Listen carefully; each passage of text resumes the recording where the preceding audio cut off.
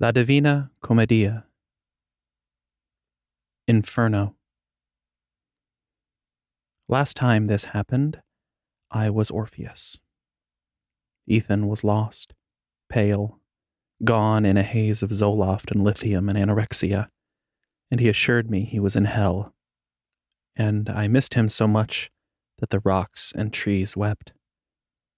And when neither of us could bear it any more, I descended into the underworld and went to the king. I sang such a song of grief that I even moved the king of the underworld to tears. And he said I could bring my Eurydice back to the light of day if only I didn't turn back and look upon him. As I walked through the fluorescent halls and the smell of bleach and urine, I knew this was hell. And I couldn't bear the thought of my beloved locked away from the sun like this forever. So I led the way singing, and the janitors and nurses wept and cleared a path for us as we walked down the hall. As I opened the front door, I turned. Ethan had a tic and couldn't stop moving his left arm. He threw his right arm over his eyes and screamed that my hair was on fire. Maybe I should lay off the henna.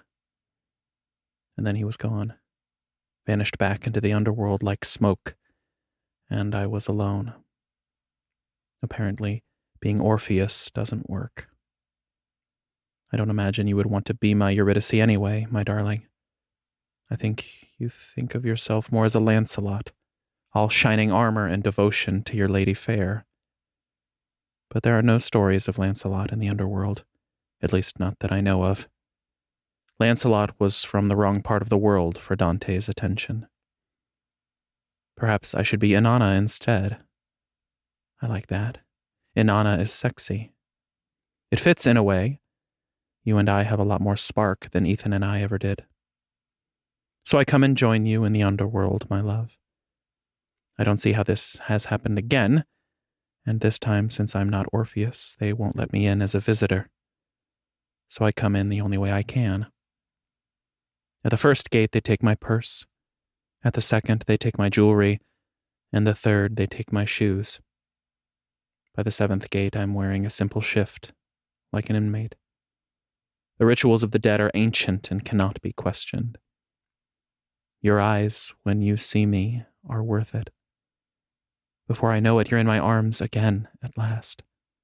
You're warm and lucid, with hot lips and roaming hands. You're like the sun. You warm all the parts of me that are cold, clear to the bone, and you make me feel like the queen of heaven. I'm looking out of the corner of my eye for a relatively private place to take you, when dull, bored men in white tell us we aren't allowed to kiss and separate us. The doctor is a woman with cold, dark eyes. She calls me words like sick and codependent. I expect this. Inanna is a corpse in the underworld for 3 days. I would suffer to get you back, but in those 3 days your eyes are cold, lifeless, dark. We are corpses together, my love, locked away from the sun. Inanna and Damuzi, together in hell. It's not the Christian hell. It's cold and dark, full of the dead and the smell of industrial cleaner and the metallic tang of what passes for our food, and we all rot together. After 3 days, I smell.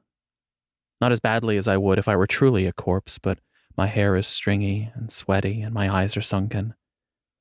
When I lay my hand on your shoulder and say, I did it for you, you turn. This isn't your story, you say. Your voice is so loud and your face so red and you turn so quickly that I think for a moment that you might strike me. And in that moment, I decide that Dr. Aresh Kagal is right. I shouldn't be here. You're right, I say to you, and tell the doctor, keep him. I turn on my heel and check myself out, feeling like I have condemned you to hell in my place, and I think I may never love again. Purgatorio.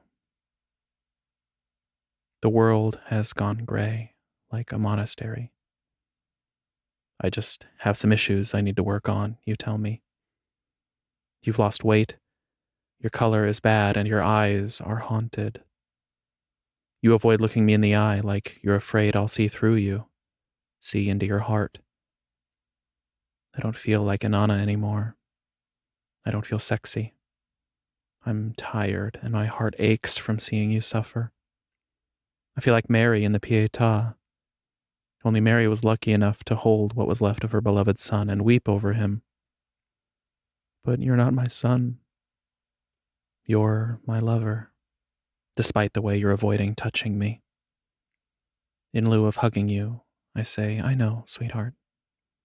I didn't get this way overnight, and I'm not going to get better overnight. I'm a work in progress.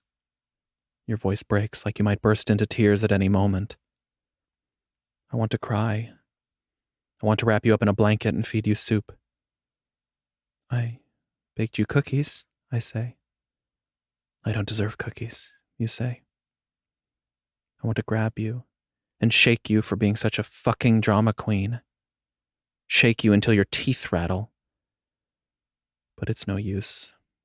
This is your story. And forgive me, darling, but you're just not the storyteller I am. One note, like plain song. Pie Jesu Domine, dona eis requiem.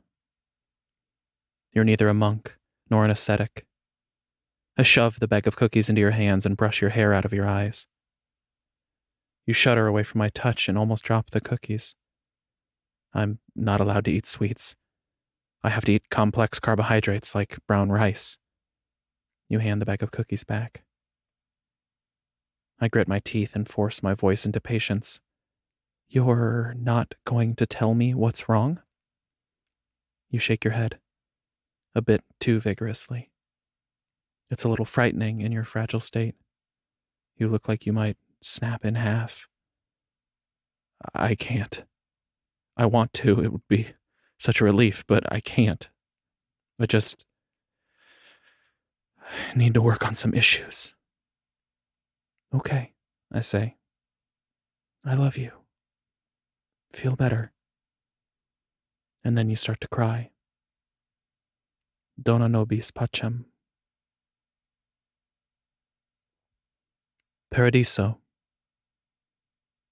I don't have a happy ending for you. I suppose this is still your story and you'll have to make your own happy ending. But I have a story too. I am Persephone back from the dead. My mother and I go to the botanical gardens and admire the roses together, and I can't remember the last time I've seen her so happy. There are butterflies and greenhouses full of orchids and cacti, and so many flowers. I reach up and run my fingers over the roses, petals like velvet, soft, yielding, sensuous. It's been too long since I've taken a lover, but I've shed old Mary's robes in favor of a gauzy dress and sandals. Unlike Persephone, I don't intend to go back to you in the underworld. If you want me, you're going to have to come out of the underworld yourself and get me. Not like Hades with his dark chariot, like Dante, like someone who doesn't plan to go back. I don't care how. Hell, you be Inanna for a change. Dumuzi was the Sumerian Persephone after all. I don't care what story you pick. You're the author of your own story after all, just pick one. When I see you coming out of the tunnel, you're blinking, like you haven't seen the sun in a long time. I am Lazarus, come from the dead. Come back to tell you all. I shall tell you all. My mother stiffens at the sight of you, and this odd speech of yours makes her shiver. But this is a story I know. I hand you a peach. We should go walking at the beach.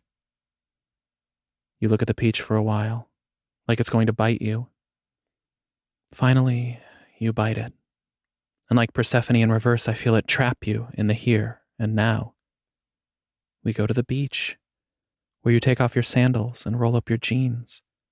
I take off my sandals. The sand is hot. The water is cool and stings a little where my sandal rubbed my foot wrong. We talk about what it would be like if there really were mermaids, if we could hear them singing, each to each, and agree that they would not sing to us.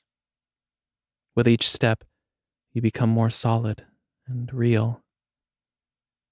And with each bite of peach, you become less Hades and more J. Alfred Prufrock. I'd like to say we live happily ever after, but this isn't that kind of story, is it?